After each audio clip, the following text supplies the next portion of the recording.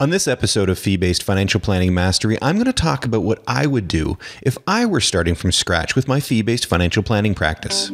Running a successful fee-based financial planning business is tough, and escaping the shackles of a commission-based financial planning practice is terrifying. When all you want to do is learn from those who know, learn from financial planners who are there on the front lines doing it each and every day. What if you could just open their kimono and take a look inside to learn what works and what doesn't? Now there's a place where the secrets to running a fee-based financial planning business are revealed to those who believe. Fee-based financial planning mastery. Ease your mind.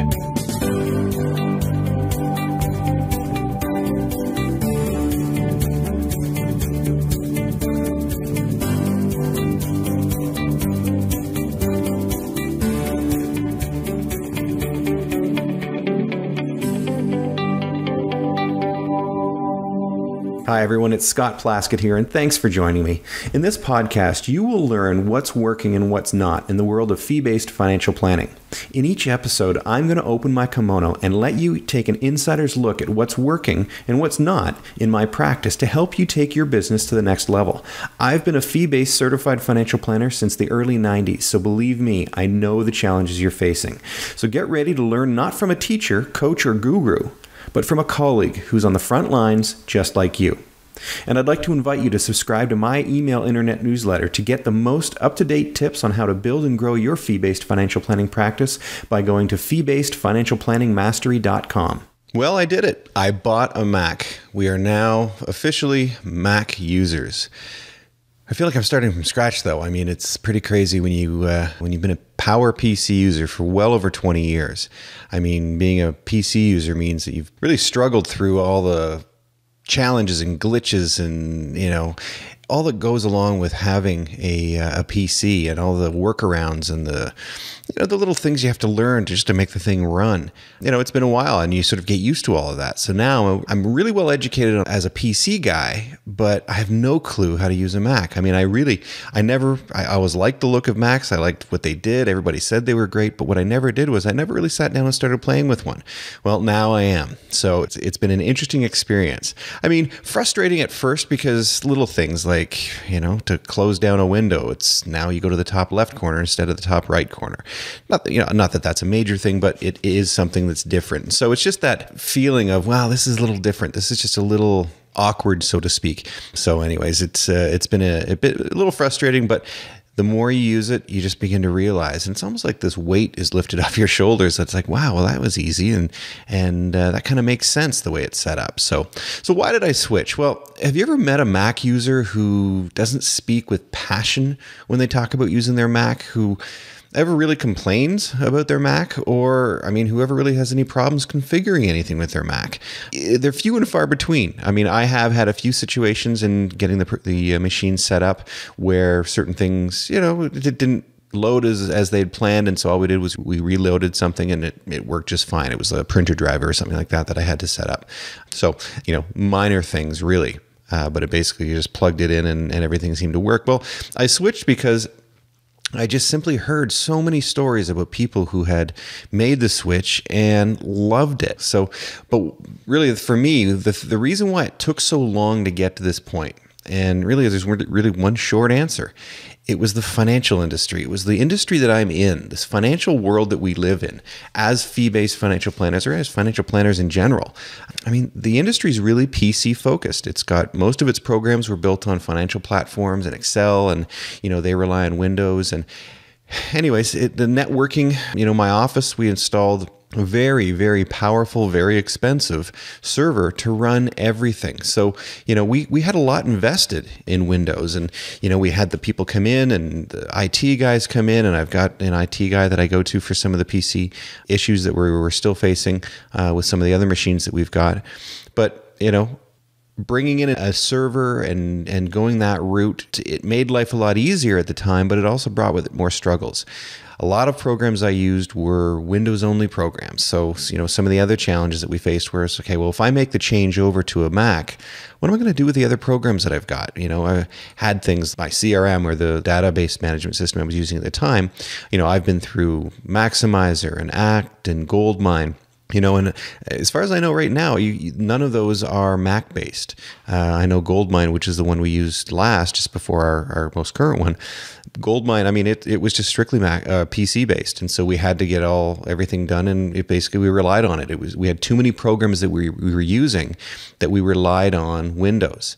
All the financial planning software, I haven't really come across anything in Canada, anyways, that is Mac based, that is sort of Mac supported. We use programs like NaviPlan and FP Solutions, all the fund company free software, the insurance company quoting software, it's all PC based, or it's all Windows based. So, making that transition over, it was like, oh my gosh, how am I going to do all that? Well, I mean, as a result, the hurdle to get over to migrate properly was really, really quite high. So I resisted making that move. At the end of the day, it was actually easier to stick with the devil that I knew, which is a Windows PC, than to build a relationship with a new devil, being Apple. And, that was really one of the main reasons why it took me so long to do it. So what changed in my life? Well, a while back, I was getting so frustrated. I don't know if I was looking at some financials or what, but I was getting so frustrated with the dollars I was spending on IT support just to keep the office running. I mean, all the money that was being spent to have IT guys come in to fix, network issues, or if a piece of software had an update. Oh my gosh. I mean, every time it seemed that Goldmine had an update, I'd get a note saying, okay, don't upgrade just yet because there's still some glitches with it. So we'd hold off. I remember with Maximizer back in the day, we would go ahead and we'd upgrade, and oh God, the problems that we had, it was nasty. And I mean, I felt for the guys that were doing the upgrade for me, because they'd show up and they were kind of sold a bill of goods from the company. And, oftentimes that happens when you're going through with software companies. They'll release the program on the date that they promised to release it, but in reality, it probably shouldn't have been released. So, there were lots of problems, and I was just spending so much money on keeping things running. So I thought, you know what, I'm just going to go cloud-based. And so I started looking into cloud-based solutions. So what is cloud-based computing, so to speak? And if you haven't heard the term, I mean, you probably have heard the term, but if you don't know really what it is, it's the easiest way to explain it is to think of Gmail. So we understand Gmail. Well, Gmail is not installed on your computer. It's actually on a server somewhere on the internet. Well, the internet is really the cloud that we're talking about. So when you log on to check your email using Gmail, you're basically logging on through your web browser, and all the processing power and all the software and everything that's running that program is all running on somebody else's server. So you're just basically using the website in order to deal with it. So everything is off-site, so to speak. So if your computer crashes, it doesn't affect your data. If you don't even need your computer, you just need access to the internet, so you can go to somebody else's computer. So it's basically, it's what's now is called as software as a service. So the service is being used instead of installing the software on your machine, which is software as a client. It's now software as a service, which is where you're basically using the service of somebody else, and you're accessing it through your internet browser. The great thing about it is it's simple. I mean, the connectivity between all of the cloud-based solutions.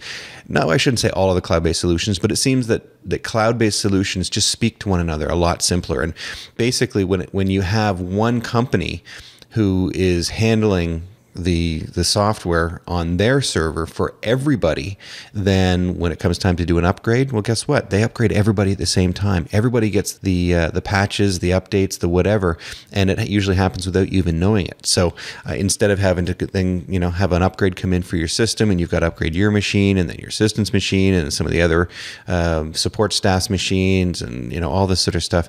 It just happens for you. So it's very, very scalable. You can just add on more users. You just simply get more licenses or share the licenses that you've got, but you basically add on more users to your subscription, and then it works quite well. So, that's been a real big change for us. And so we started migrating all of our services and all the software as much as we could to cloud-based solutions. So I stepped away from Goldmine and moved over to what we're using now, which is Salesforce.com. And, so I just looked, I said, okay, if there's a solution that we're using now, it's client-based, that we have to have it on our machine.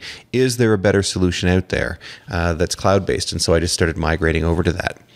So, the other thing that it does is, it protects your business from the challenging network issues that really can kind of shut you down until they're fixed. Now, I'm not saying that not all cloud-based solutions, run 100% of the time, because there are times when they have to do maintenance and, little glitches come in here or there, but that's few and far between. And generally those get fixed very, very quickly, because remember, if it's down for you, it's down for everybody that's using it, all their subscribers. So they have a real high motivation of getting it fixed. The nice thing is, as well, as when they get it fixed for everybody. The other thing that really changed for me was the fact that I started using a lot of other lifestyle apps. You see, when you migrate over to sort of the Apple platform, I was a BlackBerry user, and then I migrated over to an iPhone. I remember the day that happened. I migrated over and I thought, oh my gosh, I've made a huge mistake. But again, there's that bit of a learning curve. And it took me, probably a good day to get used to, typing on the screen on my iPhone, and just getting used to that type of thing. Now it's second nature, and it's not an issue at all. But there's a lot of lifestyle apps that start to come into that. So, number one, we have a system, a sound system or entertainment system in our house where it's called Sonos, and it's a wireless system that we put. You either buy the units that have speakers attached to them, or if you have speakers in your room all around the house, you can then connect those speakers to these zones, and it just allows you to have a great control of your music throughout the house, and you can play different things on each zone. You've got access; they plug into the internet, so you've got access to all the music around the world. So music stations, and there's all the other music services that you've got. You can access all that. It ties right into your iTunes account, so you can upload your iTunes account onto it, and it's a great interface. So we started using that. We moved over to Google for Business, so all the Google apps that we're using there. They not only help run our business, but they really help run our busy family. You see, when I migrated over, I migrated my kids over, I migrated my wife over. So now when we are, putting something on the calendar or whatever, it's very easy to connect with other people's calendars and basically say, okay, I want to reserve this time, and I want you to be part of this time. So you basically invite those people in, and it just works really well. Again, that's another cloud-based solution. I use a program called Evernote, which is fantastic. I haven't even scratched the surface with that, but it's a great program. Using your iPhone, your iPad, we do I have a lot of photos. I mean, my gosh, we have hundreds and hundreds of, I don't know if it's thousands, but there's at least tens of thousands of photos, and we've got years and years worth of photos. And so on the PC side or the Windows side, I never really found a program that really worked well. And I've heard so much about Macs and how, using iPhoto and Aperture and all the programs that just come installed on the machine already, and how great they are. So, that was a real motivator for moving over. And so it was during the Christmas break when Kathy said to me, she said, I really want to get the photos, and I like working on the photos, and I don't like working on them on this machine. So maybe it's time that we start migrating over. So that kind of prompted things as well. I had migrated my mother-in-law over to a Mac. She was a PC user, and her PC died. And so I said, you know what, maybe it's time we go to the Mac. And she went the Mac route, and she just loved it. So, that was kind of fun as well. What else did we do? I mean, what I have in place right now, okay, so what I'm using right now for all of our services. So number one, we talk about the cloud-based service. And this is what I have done and I've migrated over to. So what I'm referring to is all the software that we're using it as a service. So number one, we're using Salesforce.com. So that's the main system we use for our contact management. And it is a very, very powerful program. I just actually got off of a development call with one of the companies we're using to customize it a little bit for us. And the ability to map out your workflow and your work processes through the logic behind the system, and so that you have it set up so that as you move a client through your process, certain things automatically happen. Like certain tasks get triggered, and your staff gets notified, okay, now that the client's made it or the prospect's made it past this particular point in the process, so now they've got to do this, and it assigns everything. So when you I mean, we'll talk about this in another episode, but when you document how your process works, you can now start to automate that. And believe me, when you can embrace that, it really makes a big difference. And anyways, the programmer that I was talking with, he said, I was talking with my other colleagues about you, and he was saying that we really have embraced the whole workflow nature, and we're really leveraging the power of Salesforce in doing it that way. So he was paying me a very nice compliment, because I've spent a lot of time learning that and sort of understanding how it all works. And he's saying that we're just getting so much more value out of our installation of Salesforce. So I'm really happy about that. The other service that we're using is Google for Business. So all of our emails handled through Gmail. So when you do have more than one, or you do set up for a Google Apps account, a Google for Business account, what that does is it basically allows you to have your company's domain name. So my company's Iron Shield Financial Planning. So Iron Shield has its ironshield.ca. So if you email me, my email address is scottplaskett@ironshield.ca. So when you email me there, I check all my email through Gmail. So I've got my own reserved sort of account with Gmail that recognizes that anything sent to my company domain name goes through my Gmail account. But on top of that, with Google for Business, it leverages up to the fact that we've got the Google Docs and Google Calendar and Google Reader. And I mean, you just keep on reading about and seeing all the different applications that Google has available, and they all work together. And it's really just quite an amazing thing.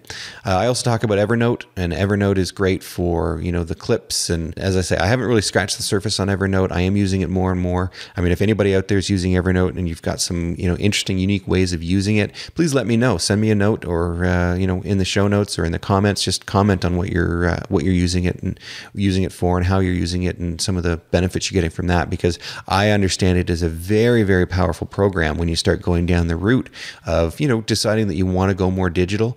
I know somebody that's basically every invoice and document that he has, he's basically using it as his virtual filing cabinet.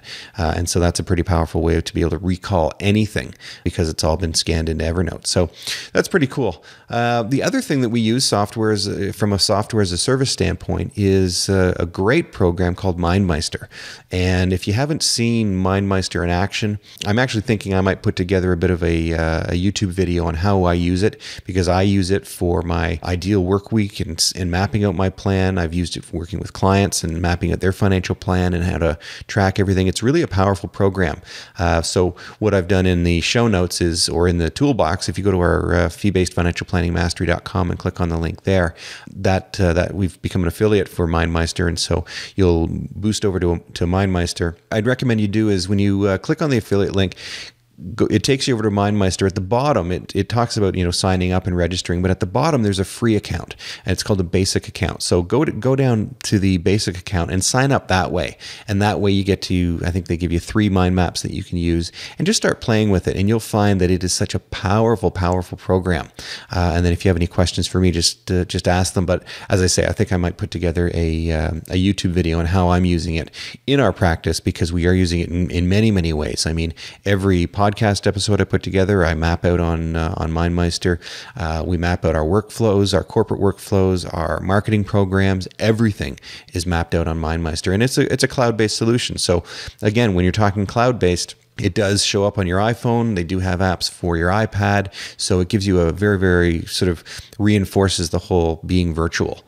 The other thing that we're using is a program called Lucidchart. And so that's pretty kind of a cool program if you're ever wanting to map out, or, if you're working with a business client and they've got a bunch of corporations and you need to map out sort of the organizational structure of all that. It's a great program for that. If you're mapping out how your marketing workflows, or any sort of pipeline type thing that you're using or that you're following, you can map it out and illustrate from a graphical standpoint. Really, really easy using this program. So it's a pretty cool program. We also have the social media dashboard. So with all of our our Twitter management and our Facebook feeds and, our LinkedIn feeds and all that sort of stuff. We use 2 programs. I'm favoring one over the other right now, but we use 2 programs. One's called Market Me Suite and the other one's called Hootsuite. And so I'd highly recommend Hootsuite. That's what I'm using right now for all of our postings and tweets and whatnot. Market Me Suite is pretty good. They've got a new cloud-based version that seems to be good. It seems to be a little buggy right now. It's in development. The one thing I liked about Market Me Suite, it's got the auto follow back feature built into it. I haven't checked to see if Hootsuite has that, but anyways, those are two pretty cool programs as well. Another software as a service program that I cannot live without, and I'm amazed at how important this program has become in our business. And it's probably because I've started to do a lot more outsourcing. And so we're managing projects in a variety of different ways. I've got more people working for me.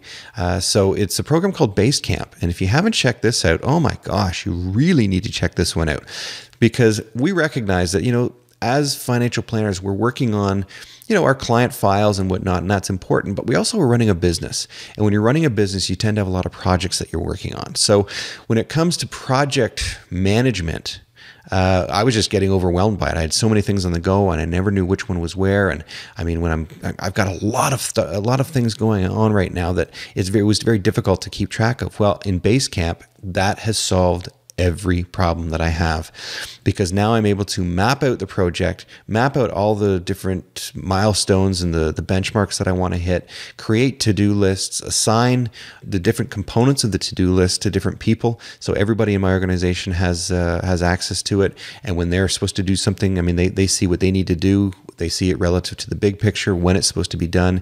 It does a lot of keeping people up to date, but it's a great tool because I can very quickly start at the beginning of my week. I start at the top of my dashboard in Basecamp. I take a look at all of the different projects that are on the go, and I literally just take a look at, open each one up at a time and say, okay, which one, what do I need to move forward next, and what's my next step? And I just keep on mapping it out. So it's great when you've got multiple projects on the go. It is a fabulous program. I can't speak highly enough. And it's very intuitive. It's very simple. I've seen some other project management programs, and I don't know, they're a little cumbersome. They do require a certain level of expertise. But Basecamp, I was able just to log right in, start it up, and it was great.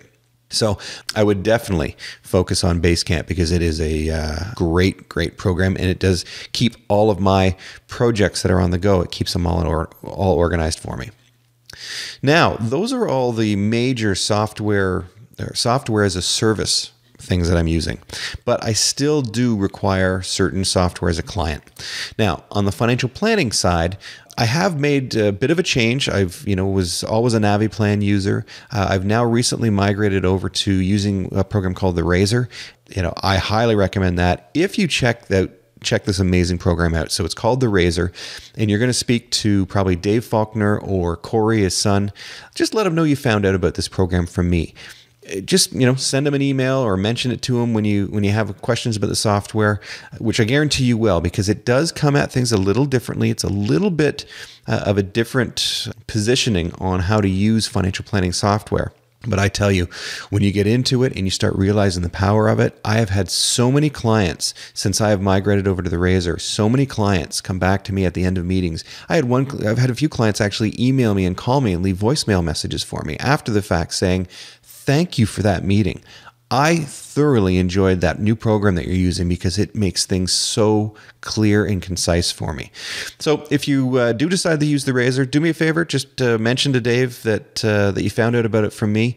That would go a long way. I actually might even, if I can work out the timing and whatnot, I wouldn't mind putting together some videos with him just to get some more clarity on using it in a more advanced way, because it's a very powerful program.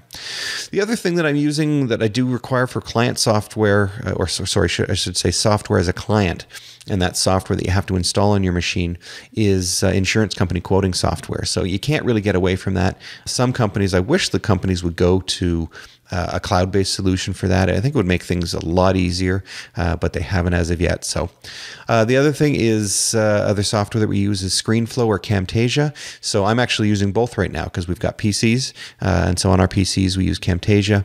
But for the recording, they do have a Camtasia for Mac, but now I've just heard better things about ScreenFlow. So on the Macs, I use ScreenFlow. And that's the program that we use for screen capture. So if we do a video and it's a how-to video, video of how to use a certain program or whatnot, we'll do it in one of those two programs, and it allows us to record the screen and record the audio of what we're doing. I actually use use ScreenFlow and Camtasia for internal office processes. So if I need somebody to do something for me and it's a routine type task, but I don't want to have to train them on how to do it, I'll just go ahead and the next time I do that task, I'll record it and then attach it to the project or whatever.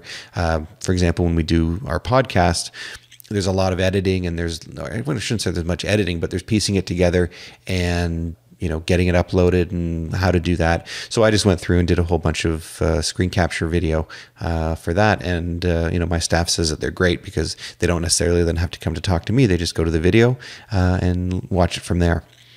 We use for our podcast recordings, we've from day one, I've always used a program called Audacity.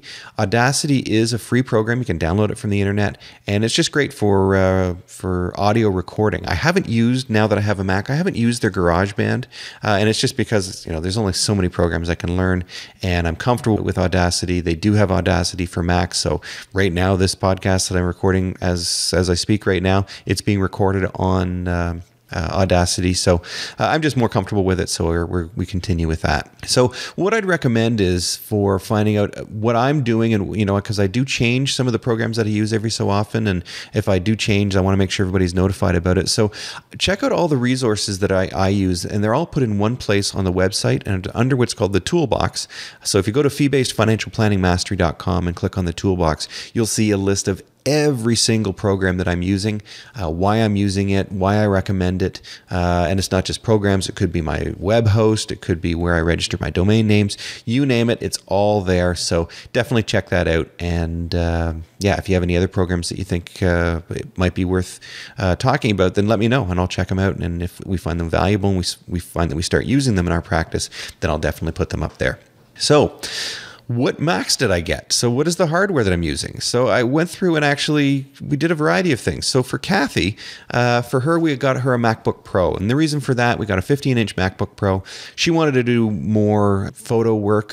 So we wanted to make sure the screen was big enough, but she does need to be somewhat mobile. So the MacBook Pro sort of solved all of those, basically solved all those problems there.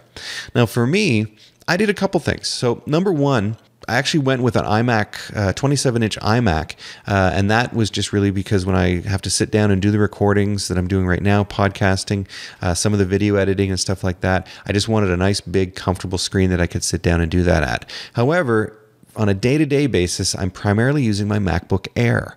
So I bought the tiniest, most powerful one I could. It's an 11-inch MacBook Air, but I got every bell and whistle I could possibly get on it. I basically maxed out the hard drive on it. And the pretty cool thing about that is that it's all solid state, so there's no moving parts in the program. So when you turn that thing on, it's like almost instant on. And so that's pretty cool. You don't have to wait for it to boot up or anything like that. Very, very light. It's amazing when you run that computer because, I have Windows installed on it as well. So when I run Windows actually runs faster on Macs and especially on that computer than it does on my regular PC. So I don't know what that means, but I don't know why it happens, but anyways, it does. It runs a lot faster. So I love my MacBook Air. I use it everywhere. It's nice and tiny. It's powerful. It does everything I need. My briefcase is now, it's an eighth of the size of what it used to be because I'm really trying to streamline things. I'm really trying to make sure things are very, very light and easy and mobile and whatnot. So I got a really tiny little briefcase that just holds the MacBook Air, all the cables that come with it, and then the whatever files or whatever I'm working on. It's got a small little spot in there for that. So I'd like to stay lean and mean, and it just allows me to be quite mobile there. So I love my MacBook Air, and I do love my iMac as well for the bigger projects that I work on that I need to be sitting there for a long time. But I do feel like I'm starting from scratch, and this has been an interesting experience. It's shown me how important it is to have people to turn to for help. And this is why for the next few episodes, they're going to be talking about starting from scratch and with your fee-based financial planning practice and what I would do if I were going to do it all again. And that's, where I'm realizing that it does help to have somebody to turn to. When you've got that coach, when you've got that, you start looking around and you think, okay, of all the best in any discipline you're talking about. You can talk golf, you can talk tennis, any athletic endeavor, any scholarly endeavor, anything like that. Chances are that person has a coach. And the coach oftentimes is not there because coaches, remember, coaches aren't better oftentimes than the athlete or than the individual, but they are able to give that third party perspective that it's very difficult to have when you're sort of immersed in what it is that you're doing. So I find coaching extremely important. I do have a certain rule though. I will not hire a coach that hasn't been there, that hasn't been on the front lines. For example, if I'm working with a business coach or if I'm working with he's a business coach. I want to make sure this business coach isn't just some motivational guy or girl that has read some interesting books and has stolen some interesting stuff from somebody else and is basically trying to, run their business off of somebody else's thinking. I want to make sure my coach is at the leading edge, is always, has been there, understands what it means to be running your own business. So when it comes to business coaching, I only work with entrepreneurs. I only work with people who are running their own business. I won't work with a bureaucratic environment. I just refuse to do that. And, that has really paid off for me. I tell you, the quality of coaching that I get is so much better than I've ever seen. And it's because of that rule. I won't work with anybody who hasn't been there before. And that's why you'll see, all the top in their fields are always using coaches. So, hopefully a lot of what I'm giving you and a lot of the information I'm providing you with, that'll be somewhat of a coaching idea. I don't see myself as a coach or guru. I just am a guy on the front lines. And if you can learn through my experiences, then all the better. Now, I do want to do a quick update on some of my systems. So I've talked about it in the past a little bit, and I'm going to talk about it more in the future. But previously, I'm going to talk about the fee charging process that I go through. So previously, I indicated that when I charge a fee to a client for financial planning, I followed a 50-50 approach. And that meant that I went 50% of the fee up front, and then the remaining balance of the fee is due upon plan completion. I changed that, and I want to make sure everybody's aware of that because it's something that I changed. I've been testing it for a little while, and I'm more comfortable with the new approach that I have. So the new approach that I follow is I'm still using a 50-50 approach, but I've changed the timing of the charging of the second fee, and the timing of that fee is now 2 months from the plan's start date. What I was finding was that in some of our larger plans and some of the larger work that we were doing, the more complex stuff, it was taking a very long time to get through it. And also as well, sometimes clients just weren't able to get back to me. So we'd have our first meeting, we'd get everything started, we'd have our first review meeting, go through the draft of the plan, and then there seemed to be a lot of time in between, whether I'd be working with lawyers or accountants or, whatever it happened to be, stuff would come up. And so I was finding that it wasn't me that was holding up the process. It was my client that was holding up the process. And therefore, my client was holding up my ability to get compensated and to get the cash flow that we need to run our business. So I made a decision to change that from the second fee is due upon plan completion to the second fee is due 2 months afterwards. So if I happen to finish the plan early, well, so be it. I just wait 2 months and then the second part of the fee gets billed. But I find that in most cases it's going beyond that, and it just allows the cash to flow properly. So that's a big one. It's an important one because in our business, you do have to watch cash flow, especially on the fee-based side, because if you're running from a commission-based model, you're getting everything up front. You're getting your commission up front. But when you go on a fee-based model, you could sign up a big client, but you have to wait before the cash starts flowing in. So that's why I do highly recommend charging fees, because it allows you to get that initial cash flow up front, which allows you to operate your business in a more effective manner. So it's much more predictable that way. So that was the first change that I've made from the fee charging process. The other change that I made was a financial planning software. Now, I alluded to it earlier, where I have been a NaviPlan user for years, and I still think NaviPlan is a great program, but I have made a change. My primary financial planning program now is the Razor. Dave Faulkner has put together what I think is an amazing solution, and anybody who checks it out, if you're in Canada, unfortunately, I believe it is only Canadian based, but if you're in Canada, you need to check it out. He's the original programmer for the CCA FP Solutions, or CCH FP Solutions program. So he was the original creator of that. And then I guess he sold the company and I don't know what the details are from there, but he's come back into the scene and he's got this new financial planning approach that makes a lot of sense. So, and as I say, if you do decide to sign up and get a trial for the razor, or you speak with anybody there, just let them know that you found out about it from me, and that would be great. So that's it. That's a bit of an update on what I've been up to and, how it's gone with the migration to Max. I highly recommend it. I'm loving it. I think it's just great. The program is run better. That's a couple of the updates on my systems and the fee charging process that we've changed, and the financial planning program that we're using now has changed. And I tell you, it's all for the good. So check it out, and we will now move on to the next segment. And now for our feature segment. All right, so now, starting from scratch, if I was going to start from scratch again and just open up a fee-based financial planning practice right from the get-go, and, what would I do, and what would I do differently from what I did before? Well, the first thing, and I think it was the biggest challenge, and it probably had more to do with the fact that when you're coming from a commission-based model, it's tough to get your head wrapped around a fee-based mindset. And so my first recommendation is to really embrace a fee-based mindset. You see, in a fee-based mindset, you really do need to act and feel like the expert. Because if you don't, you're just going to look like a salesman. Professionals don't sell investments. Professionals don't sell insurance. Professionals don't sell anything. They create an environment for educating people on their area of specialty to help people gain confidence. So, fee-based financial planning allows for the following process. There's an education. The one thing people love about fee-based financial planning is the fact that they get educated so much better. And they understand that the education is coming from a pure point, and it's not coming from a convincing situation where you feel like you're being convinced it's the right thing. It's an education process where you're learning about everything you need to know to make a decision for yourself if it's the right thing. I say to clients oftentimes, look, I want to expose you to pretty much everything I possibly can. Not because I think you need to take advantage of every opportunity that comes your way, but I think you need to have the right to say no. And the only way you can say no is if you know more about each opportunity. So we really do spend a lot of time educating. So show them what will happen if they stay on their current financial path. This will reveal areas of concern. So when you're educating a client from a fee-based standpoint, your real goal is to educate them on, look, this is what you're on track for. Okay, we're not going to talk about any solutions at this point. We're simply going to talk about what you're on track for.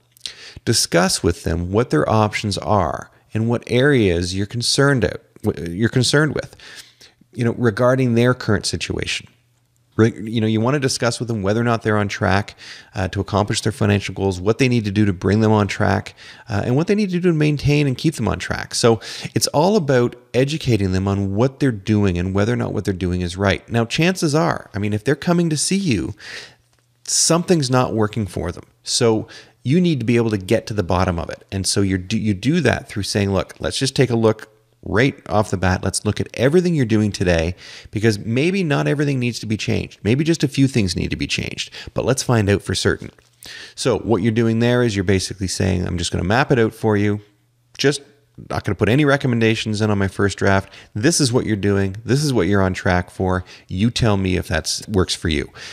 So when they see the results, they realize, wow, for me to continue along this path, and I'm going to have to put how much away to meet my goals? Well, I don't know if I can do that. Or, maybe they're just not happy with the direction that they're going, or they're not happy with the, what the results are going to be down the line. Maybe what they're doing now is, going to create a huge tax problem and at their death. And so you want to be able to educate them on that topic. Showing a client what they're on track for will motivate them to take action. 99% of the time, what they're on track for is either not what they would like, or if they are on track to accomplish their goals, 99% of the time, they will want to review other options. Okay, so maybe they say, look, the initial draft is I want to retire at 65 on an X amount of dollars of income and educate my kids. So fine, you map it out and say, you know what, you're on track for that. You can totally do that. Well, then they come back and say, oh, okay, well, if I can do that, well, what's the earliest I could retire? And that's where the planning begins, because now you can really say to them, look, congratulations on getting to the point where you can meet your initial goal, but deep down people want other things, and that's when it starts to come out. So you can really start to educate them on what options they have, and it's all about options. So when they see that they've got options, they're really and they see that those options are all based on information that they understand and is all coming as a result of their work with you, they begin to really value the relationship. So what happens then, it leads to a discussion of what your recommendations are, because then they're going to turn to you and say, okay, well, wait a minute. Well, what would you do? Well, you'll find that your recommendations will be taken a lot more seriously because they paid for them. You see, again, all of my clients pay me a fee for the writing of their financial plan. My view, and this isn't something that this isn't a phrase that I created, but when people pay, they pay attention. And you will find that when you migrate to a fee-based financial planning practice, as soon as people start paying out of their pocket for your advice, they actually start to listen. They actually start to pay attention. They actually start to implement your recommendations, basically wholeheartedly, because they recognize that they understand it better. They understand that, yes, that truly is the right decision. Logic prevails in this type of an environment. Logic prevails when you're doing a financial plan. So, the education process is great. And, that's all coming from your mindset. Look, you're paying me a fee. I'm going to give you the real goods. I'm not going to candy coat it. I'm going to give it to you exactly the way that you need to hear it. And they're paying you for that. So they tend to value that. So then what you're going to be doing is you're going to want to set your meeting process up and really sort of document it. So what I do is I have 2 initial meetings where there's no fee charged for those meetings, and then I move on to sort of the fee side of things. So initial meeting number 1, this is where you discuss people's issues and concerns. Never, ever, ever. Did I say that again? Never, ever discuss products at that point. Initial meeting is all about the issues and concerns the prospective client has. Assess at this meeting whether it makes sense to have a second meeting. That's your sole objective. That's the sole objective of the meeting, simply for you to determine if you want to work with that particular client. Now, from their perspective, their sole objective is to determine if they want to work with you. So, look at high level. It's all 30,000-foot view. Then if it looks like something you can help them with, suggest a second meeting to look at the details. So at that first meeting, I tell them up front, look, I appreciate you coming in today. Normally, naturally, I'm going to be talking to you about all the different items and things that we're going to be doing. I'm going to be asking you lots of questions. Obviously, you're going to have questions for me. But typically, at the end of this meeting, what we find is one of 2 things. Number 1, we find that it maybe doesn't make sense to work together. Maybe it just, what we offer isn't what you're looking for, or what you're looking for isn't really what we really specialize in doing. So that may be one option. And I hope you're okay with that. I hope you're okay that if I say, look, at the end of the day, maybe it's not the right thing for us to be doing. I don't think our services are best suited for you. That I hope you would be comfortable with me saying that. And number 2, I hope you'd be comfortable to tell me if you felt that it wasn't the right thing for you to move forward with for me as well. Because we may not be the right firm for you. We may not, you may not like something that I say or whatever. So let's just lay it out there at the beginning and agree that at the end of the session that we're both okay if one of us says no. But then the other thing typically that could happen is one of us feels, or we both feel that, hey, maybe it does make sense to work. And maybe we feel that our services are perfectly suited for what you're looking for, and that by moving forward with our services, you'd receive a lot of value. And you recognize that. So if that's the case, then what our goal would be is to determine if it makes sense to get together for a second meeting. And then I just ask them, are you okay with that? And it's amazing. That little process that you go through, asking them if it's okay that you say no if it doesn't work, or yes if it does work, really, really sort of clears the air and allows people to focus on the meeting. And they appreciate that. So I have initial meeting 1, 30,000-foot view, just talking about issues and concerns and going through that. And there's a lot of other details that we go through at that point, and we can get into that at a later date. But that's really the high level for meeting number 1. Then we move on to meeting number 2. And meeting number 2, again, that only happened if we felt that it was appropriate to get together for that second meeting. And if anybody's coming into meeting number 2, chances are pretty good that they're going to become a client. Chances are really, really good that you will want to work with them. unless they lied to you, unless, something wasn't really laid out on the table, you're really, that's the meeting where it's like, you know what, this is where the rubber meets the road. Let's look at the details and I'll tell you exactly what we can do for you. So this is the meeting where people bring with them all of their documents, not the first meeting. You don't ask them for your documents. You want to look different than everybody else? Tell them not to bring anything with them. Tell them that the only thing you want them to bring with them is maybe some questions that they might have. Or if there's a real burning desire, that something that they just have to find out some information about, tell them to bring that. But tell them that you really don't require them to bring anything with them. You will look completely different. Most people are saying, look, will you bring with you all your investment statements, all of your insurance policies? What are they doing? They're asking you to bring that so that the advisor can size them up to say, look, is this an account I want to take over? Is there any way I can, find a way of making a better recommendation on insurance so I can replace some of their insurance? Well, you know what? People have caught on to that. It's just not a very comfortable process. And so at the end of the day, when you say to people, look, don't bring anything. I just want to talk to you. I want to find out more about you. They love it. So that's what you want to do. So at that second meeting, it's sort of a threefold goal that you have. So number one, really establishing whether or not your services are a right fit for that prospective client. You really want to look at the details. Everything will be in front of you. Tax returns, investment statements, insurance policies, and goals and objectives, and where they want their kids to go to school, and if they want to buy a cottage, and all this stuff. It's all going to be right in front of you. Then you're going to have a real clear picture about what it is that they want to do, and you'll know exactly whether or not it makes sense for them to move forward with your services. Ensure you have all of the detailed documents so you can do your job. There's nothing more frustrating than starting a plan without all of the details. So at the end of the first meeting, I tell them, look, here's a list of items I need you to bring with you to your second meeting. Now that we've established that there is probably an area that we can give you some assistance with, let's take a look at the details. So here's a list of all the details I need you to gather up and bring it with you. At that second meeting, this is when you're going to present the financial planning fee, okay? Notice how we haven't talked product yet. I mean, all of this is about high-level education, gather the data, ask questions, and then basically say to them, look, we will do a complete financial plan for you. Here's the process we follow. If this is what you're looking for, then this is what the fee will be for that. Well, we're not selling anything other than the financial planning process. So people recognize, I want what you're offering. I am willing to pay for that service. That's when you present the fee. So again, if you've got to the point where they're coming in for a second meeting, chances are pretty good that you're going to want to start working with them. So get ready to present that fee to them. Now, once you presented the fee, everything is good. And again, you can talk about the fact that you do charge fees for the financial planning at the first meeting so that they're aware of that. And that could be one of the things that scares them off. And that's a good thing, because when you start talking about the fact that, look, I charge a fee for the writing of my financial plans, anybody who doesn't want that, we don't want to meet with them for the second time. It doesn't matter how many assets they have. It doesn't matter what they've got. If they're not following that desire for a fee-based model, then you just don't want to meet on a second time. So if you sort of send that trial balloon out, or sort of send that information out there, and they say, yeah, you know what, let's get together for the second meeting, then they aren't going to be surprised when you present a fee to them.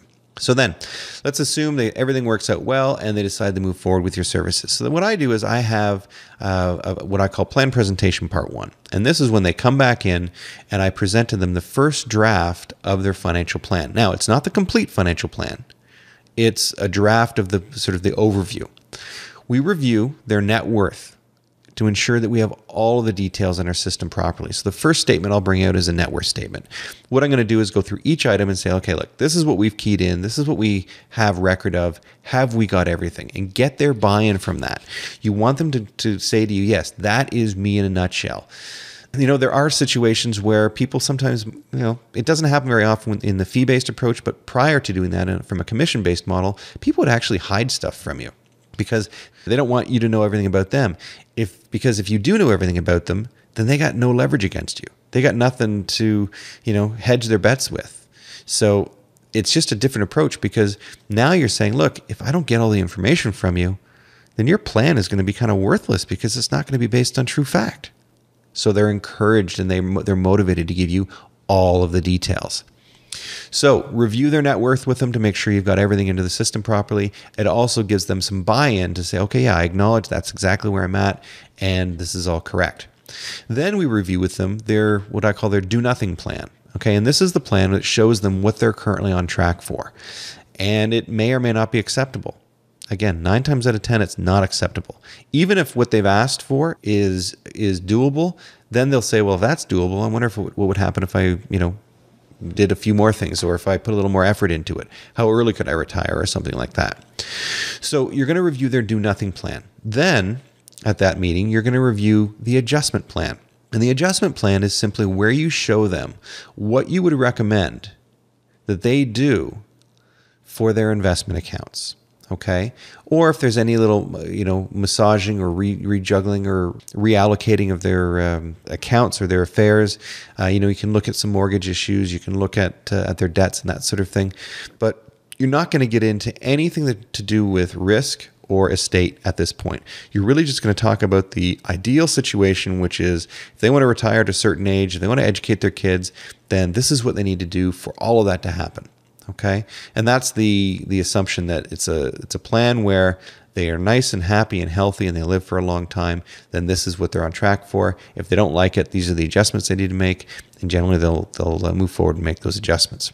Then you record the client's what if or adjustments that they'd like to make. So when they take a look at the plan and they see what they're on track for, they're going to say, well, what if we did this? And what if we did that? And what if this took place? And so on and so forth. Well, you record all that information. You don't necessarily have to do the what ifs right then and there. Unless it's a basic one, you don't necessarily have to do it right then and there. But you can say, look, you're on track for this. Anything we do is obviously going to be better for you.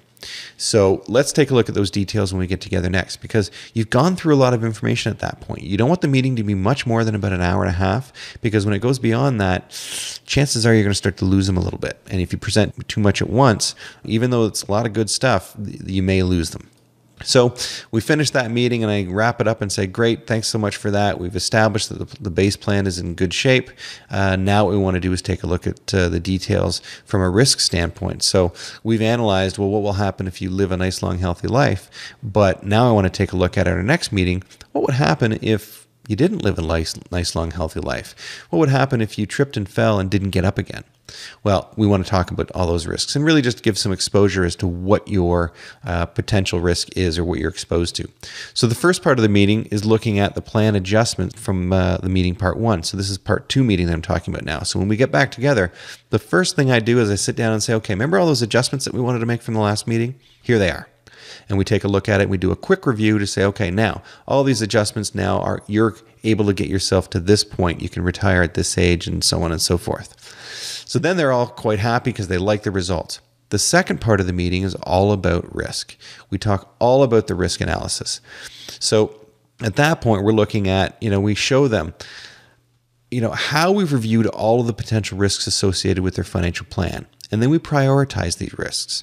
So the goal is to help them buy into the risks to the point at which they want to protect against the risks. So in essence, what we're doing is we're saying, look, all of this is what you're exposed to.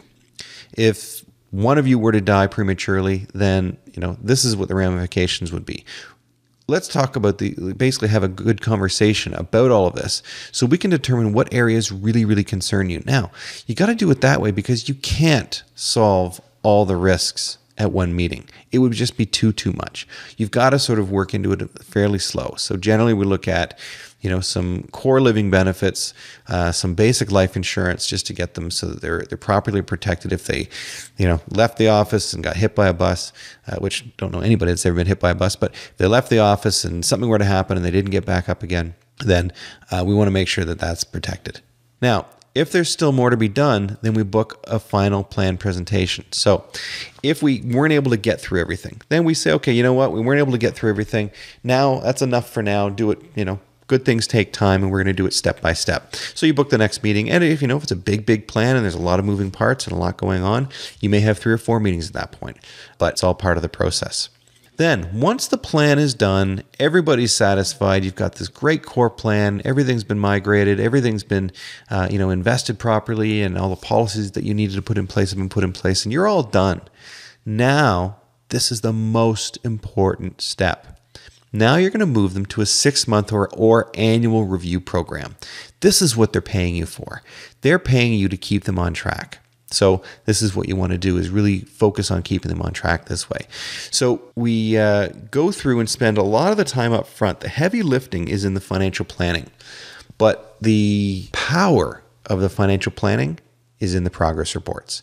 Because I tell you, ask any of your new clients when you get to your first review meeting, ask them when you open up the plan and you say, let's review your plan and let's see. Now, 6 months ago or a year ago, we didn't have this information. And the information that we now have, your value actually is at today's date, which is 6 months or a year later from when you started the plan. So during the original planning process, we made some assumptions. We made some assumptions as to what the growth rate was going to be on your investments. We made some assumptions as to inflation and so on and so forth. So let's check against those assumptions. Let's benchmark where we are today in relation to those assumptions to see if our assumptions are holding true. Because if they're not, we got to make some adjustments to that. But if they are holding true, then that gives them some confidence as well. So what you find is you'll find that by following that process, people will really, really buy into the whole process. And every year they kind of look forward to the meetings. You're also going to find, this is one thing that I never even thought would happen, but now that it's happened, it's quite amazing. Now you get very, very few incoming phone calls. And the reason for that is you're starting to train your clients. When you put together a process like this that gets them through the comprehensive financial planning, and then after the comprehensive plan is done, you get them on a review program, they actually start looking forward to the reviews. And so when they're, something happens along the way, they may say to themselves, what, maybe I should give Scott a call, or maybe I should give Joe or whoever. Maybe I should give them a call and ask them that question. But you know what? I'm getting together with them on such and such a date. I'll just save it and ask them then. However, if it's really important, they'll call you. So what it does is it motivates the really, really, really important questions, and it demotivates or basically gets rid of kind of the questions that really don't need to be asked, or questions that could have waited until their next meeting. So that's the overview of the process.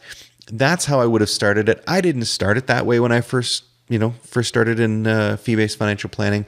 I tried doing it all at once, and it just became, this is what's migrated. This is what's evolved from the ways and mistakes that I've made along the way. This process works, and it works well.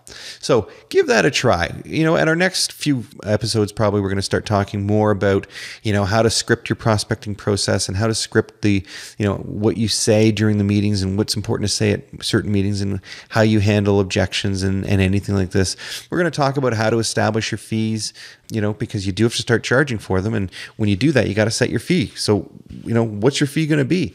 And you want to make sure it's not something token, because you do need to get compensated for the work you do. As soon as you start charging a fee, people start demanding more from you, which is good, but it also means you have to have your process really, really dialed in.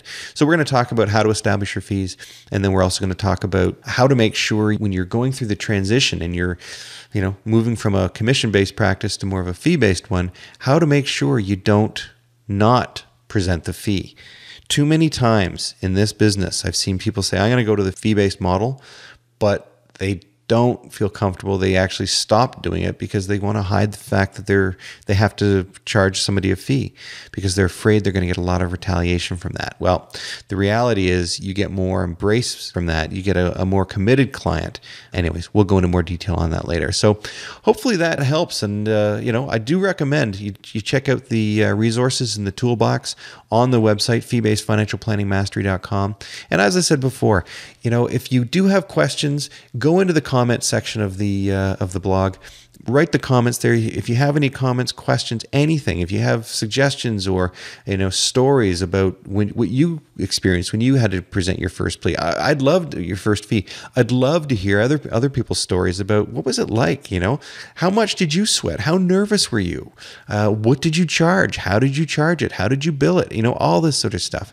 I want to know more about it because I think everybody will benefit from that, because we're moving in a direction now where transparency of fees is becoming a reality.